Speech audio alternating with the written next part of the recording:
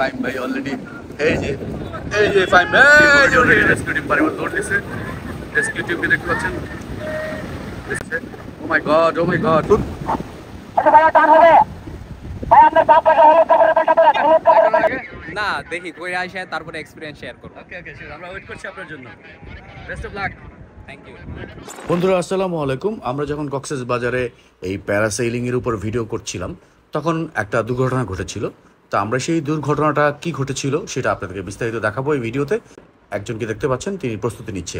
চলুন তার সাথে কথা বলি এবং ভিডিওটা শুরু করি। ভাই আপনার নাম কি? নাম ফাহিম।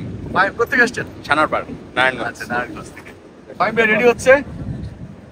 আচ্ছা এগুলো safety belt, safety belt, life jacket.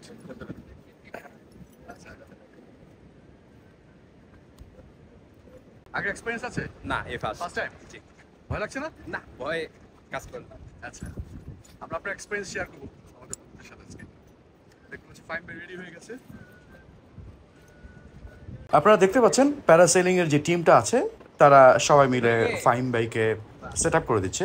Safety belt, life jacket এবং কি কি পড়তে হবে বা কি কি করতে হবে সবকিছু বুঝিয়ে দিচ্ছে এই টিমটা। আচ্ছা, ফাইম ভাইকে তো আপনি ডিরেকশন দিয়ে দিবেন। আকাশে থাকলে তখন কি কি করতে হবে? জি। আমাদের বুট থেকে একটা রশি আসবে, রশিটা লাগার পর যখন টান দেবে একটু সামনের দিকে দৌড়াবেন, আপনাকে অটোমেটিক তুলে নিয়ে যাবে। জি। মাটিতে বসে যাবেন, দৌড়াবেন, আপনাকে অটোমেটিক তুলে নিয়ে যাবে। উপর ওঠার পর এখানে ধরলে চলে, না ধরলে চলে। পুরো রাইডটা শেষ করে যখন আমাদের বুটটা বেঁচে কিনে চলে আসবে, আমরা নিচ থেকে মাইক দিয়ে বলবো টান হবে। টান হবে বললো হলুদ কাপড়ের বেলটা, এই হলুদ কাপড়ের এই বেল্টটা এখান থেকে টানবো। হ্যাঁ দুই হাত দেন তো। হ্যাঁ দুই হাত দেন। এটা থাকবে আপনার এই পজিশন। জি। দুই হাত এক জায়গায় দিবেন, দুই হাত একসাথে এই করে পজিশন থাকবে, চাপ দিয়ে নিচের দিকে টানবো। ঠিক আছে। ফাইম ভাই আপনি বুঝতে পেরেছেন? জি। এই যে এই হলুদ কাপড়ের এটা। কোনোটাই দেওয়া যাবে। ওকে ঠিক আছে। যখন মাইকে বলবেন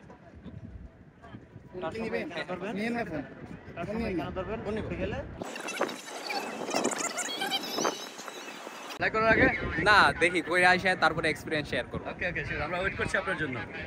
best of luck. Thank you. বন্ধুরা দূরে দেখতে পাচ্ছেন একটা স্পিড বোর্ড। এই স্পিড বোর্ডের ড্রাইভারের উপর ডিপেন্ড করে আসলে সব কিছু। তো এই স্পিড বোর্ড থেকে একটা দড়ি বা ক্যাবল যেটা বলেন, অনেক মজবুত যে ক্যাবলটা স্পিড বোর্ডের সাথে বাঁধা থাকে। আপনি দেখতে পাচ্ছেন অলরেডি যে টিমটা আছে তারা একটা স্পিড বোর্ড থেকে একটা ক্যাবল বা দড়ি নিয়ে তারা সমুদ্রের পাড়ে আসার চেষ্টা করছে এবং কি এই ক্যাবলটা বা এই দড়িটা দিয়েই প্যারাসুটে সংযোগ করা হবে। কিভাবে সংযোগ করা হবে সেটা আমরা দেখিয়ে দিচ্ছি। স্পিড বোটটা অলরেডি সমুদ্রের মধ্যে চলে গেছে এবং ওখান থেকে বিশাল বড় একটা দড়ি অথবা ক্যাবল যেটা নিয়ে আসছে দেখতে পাচ্ছেন। আপনার স্পিড বোটটাকে দেখতে পাচ্ছেন, সে অলরেডি সমুদ্রের ঢেউর উপরে আছে। চলুন সংযোগটা কীভাবে হয় আমরা দেখাচ্ছি।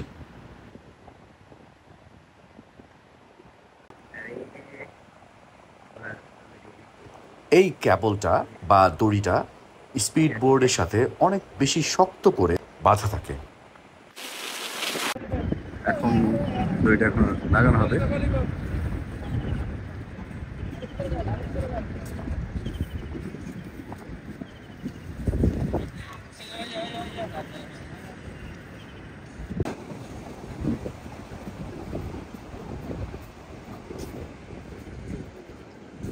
আমরা ফাইম ভাইকে দেখতে পাচ্ছি। ফাইম ভাই অলরেডি এক্সাইটেড হয়ে আছে, ছবি তুলছেন।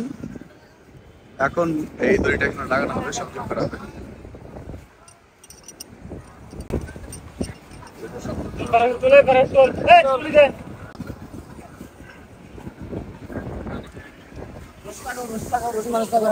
অলরেডি প্রস্তুতি হয়ে গেছে।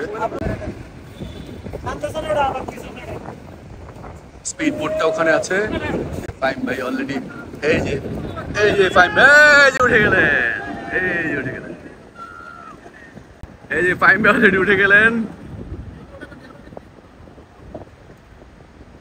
আকাশে দেখতে পাচ্ছেন তাকে।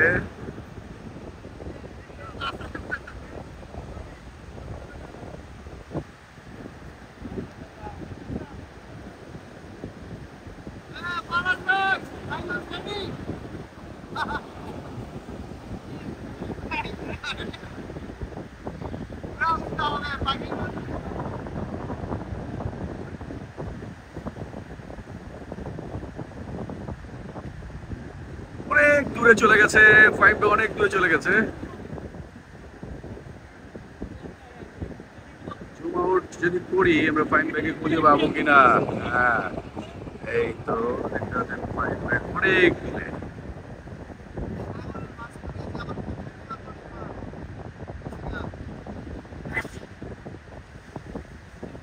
এই যে ভাই মাইক নিয়ে প্রস্তুত। আচ্ছা ভাইয়া টান হবে। ভাই আপনার বাম পাশে হলুদ কাপড়ের বেল্টটা ধরেন, হলুদ কাপড়ের বেল্টটা ধরেন দুই হাতে। ভাই আপনার বাম পাশে হলুদ কাপড়ের বেল্টটা ধরেন। আপনার বাম পাশে হলুদ কাপড়ের বেল্টটা ধরেন। এবার হলুদ কাপড়ের বেল্টটা ধরেন আপনার বাম পাশে দুই হাতে ধরেন, দুই হাতে চাপবেন, নিচের দিকে চাপবেন। একটা ঢিলা দেখেন, বেল্টের উপরে একটা ঢিলা দেখেন।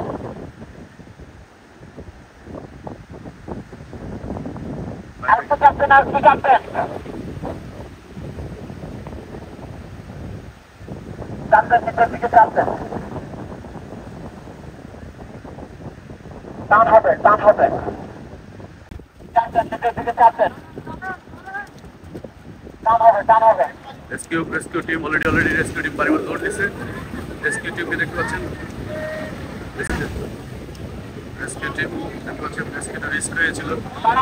টানটা ঠিকমতো হয় নাই, টানটা ঠিকমতো হয় নাই, টানটা ঠিকমতো হয় নাই, রেস্কিউ টিমটা ঠিকমতো হয় নাই, টানটা ঠিকমতো হয় নাই, টানটা ঠিকমতো হয় নাই, রেস্কিউ টিম অলরেডি সাথে সাথে চলে গেছে।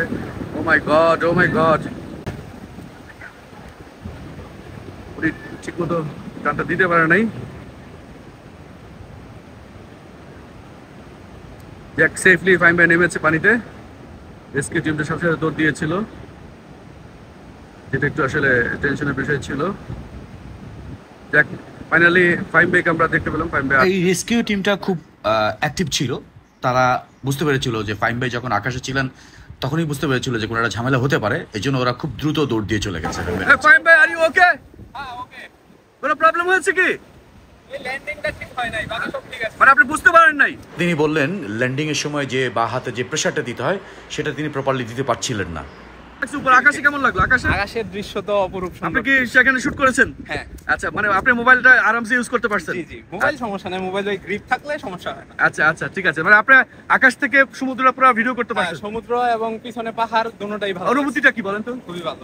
Once in a lifetime opportunity ভাই। এত আচ্ছা। সুন্দর ভিউ, পাহাড় এবং সমুদ্র দুইটা উপর থেকে দেখতে আলাদা একটা সৌন্দর্য কাজ করে। আচ্ছা আচ্ছা, মন ভরে গেছে। এখানে প্যারাসেলিং টিমটা খুব স্ট্রংলি সাপোর্ট দিয়েছে ফাইম ভাইকে, বিশেষ করে তারা বুঝিয়েছিল কিভাবে নামতে হবে। যখন তিনি পারছিলেন না তখন তাদের টিম, রেস্কিউ টিমটা তাকে পানি থেকে উদ্ধার করেছে, খুব সুন্দরভাবে উদ্ধার করেছে। তো তাদেরকে স্পেশাল একটা থ্যাঙ্কস দিতেই হবে। তো আমরা পরবর্তী পর্বে আপনাদের দেখাবো কিভাবে প্যারাসেলিংয়ে করতে হয় এবং প্যারাসেলিংয়ে কত টাকা লাগে, কোত্থেকে টিকিট কাটবেন, বিস্তারিত আগামী পর্বে থাকবে। তাই আগামী পর্বটা আপনাদের জন্য অবশ্যই ইম্পর্টেন্ট। যারা প্যারাসেইলিং করতে চান কক্সেস বাজারে গিয়ে কিভাবে করবেন, কোত্থেকে টিকিট কাটবেন, কোনো প্রতারকের সামনে পড়বেন কিনা, সবকিছু ডিটেলসটা আমরা আপনাদেরকে আগামী পর্বে জানাচ্ছি। তো সবাই ভালো থাকবেন, আল্লাহ হাফেজ। আচ্ছা ঠিক আছে, থ্যাংক ইউ ভাই ভাই।